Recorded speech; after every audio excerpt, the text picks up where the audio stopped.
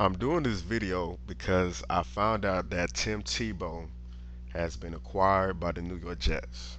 Now, I do not think that this I don't think that was a good move, to be honest with you. I really think that was a bad move, and I really feel that the Jets have made a mistake.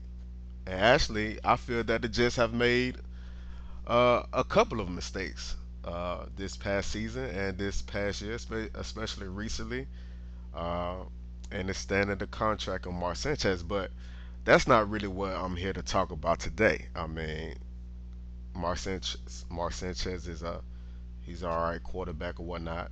But with the Jets, I don't know if they understand if they fail to realize the Jets have a talent on their quarterback roster. Okay, I mean, this guy's phenomenal. They have a talent on their roster, and his name is Greg McElroy. Now, if you don't know who Greg McElroy is, he is he's a quarterback who played for the Alabama Crimson Tide. All right, when he won the national title back in 2009.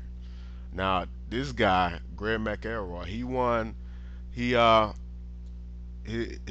his record was like 36. He only lost 5 games. Okay, 5 games from the start of his from high school to his professional career. He only lost 5 games in all in total.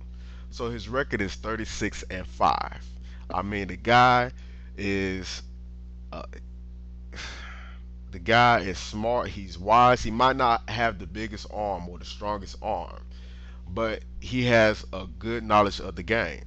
And I mean, if you look at these stats here, um, he didn't play in the 2000. He didn't start in the 2007 year. He started in 2008.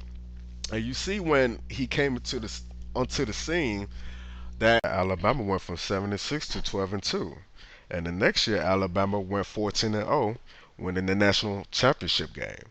And of course, in that year Alabama beat the Florida Gators in the SEC championship game, having Greg McElroy going against Tim Tebow. Now, of course, we know in that game that Alabama, I mean, they put a hurting on the Florida Gators and actually made Tim Tebow cry. So that's another reason why I don't think it would be a good trade that it would be a good trade to have Tim Tebow on the New York Jets. And maybe some chemistry issues or chemistry problems. Who knows? Uh, maybe not. Only time will tell. And the next year, Alabama went 10-3. Now, let's look into Greg McElroy's professional career. First, before we do that, we have to look at his draft class. Now, his draft class include players such as Cam Newton, Andy Dalton, Christian Ponder, T.J. Yates, and so forth. But let's look at the statistics overall of where they're ranked and where they're placed. Now, this is all the stats for the rookies in the preseason. Now, let me remind you now that Greg McElroy, he's a seventh rounder. All right. Now let's look at the classes. You have Cam Newton. He's number 1 overall pick. He threw for 42%, ranked number 12th, and his passer rating is 64.9. Jake Locker, he was 8th overall. Um, Threw for 65%, and his overall rating is 88.5. You have Blaine Gabbert, 10th overall, 35 for 70, 50%. His rating was 64.3. Christian Ponder, 12th overall, 55% throwing, rating 79.5. Andy Dalton, 35 overall, 60% throwing. His rating is 59.6. You had Colin Kaepernick, 36 overall, he threw 24 for 50 for 48%, 23.9 rating. You had Ryan Mallett, 74 overall. He threw 36 for 63, 57%, 72.0 rating. You had Rick Stanzi, 135 overall, 18 for 34, 52%, 69.9 rating. You had T.J. Yates, who led the Houston Texans into the playoffs. He threw 13 for 26, 50%. His rating was 56.7. You had Nathan Anderley. He's 160 overall, 13 for 23, 56.5%, and his rating was 63.1. Yeah, Tyler Taylor, 180 overall, 37 for 60, 61.7%, and his rating was 66.5. And last but definitely not least, by any means, to me, I mean, I'm sure by a whole lot of other people, Greg McElroy, 208 overall. He threw 36 for 59, 61%, and his overall rating was 87.9, making him second overall in the rating.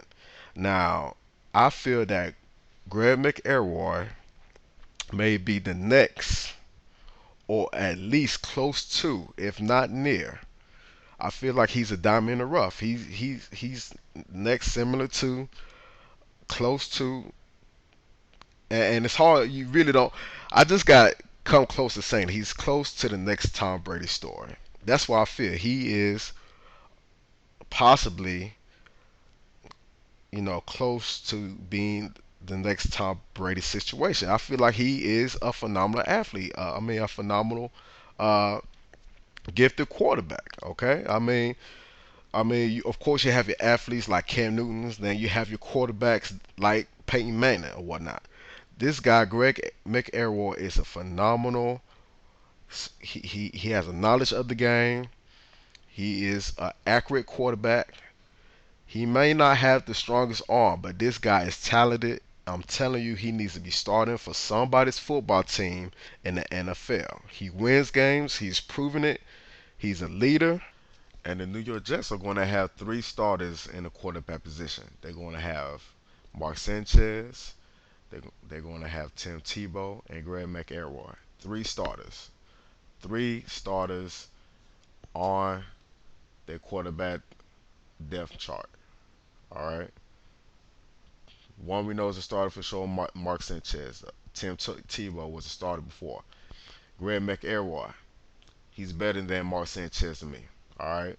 If you've seen him play, you'll say the same thing too. If you've seen him in preseason last year, you saw him move that football on the Houston Texans defense, which was the top three, top four, top five in the league last year, while Mark Sanchez was not moving that football at all. And unfortunately, McElroy got hurt last year. That's why he wasn't able to play in the regular season, and that's why I don't understand why they did not put have McElroy play for the starter position this year. And that's another reason I don't understand why did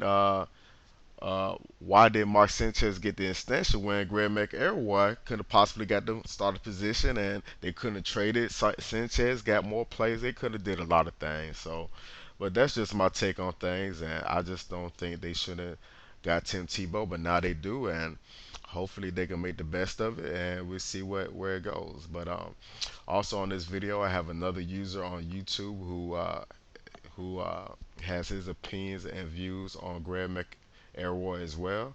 And if you guys know about him, I mean, of course you know about the little situation about what he said about the team, but I mean, he didn't say nothing that wasn't he didn't say nothing that no one else was saying. Other people were saying it too. All right, they just came on him because he was a rookie. But come on, really? I mean, that's not the center of the problem there. The center of the problem is the problem. So, but this guy's a phenomenal quarterback. He needs to be started for someone's football team. Hey, forget about all the problems or the trouble or the drama or whatnot. That this guy can play. All right, he's a leader. He's a good player, and he needs to be playing for somebody's team. All right, so check out these highlights and these vids.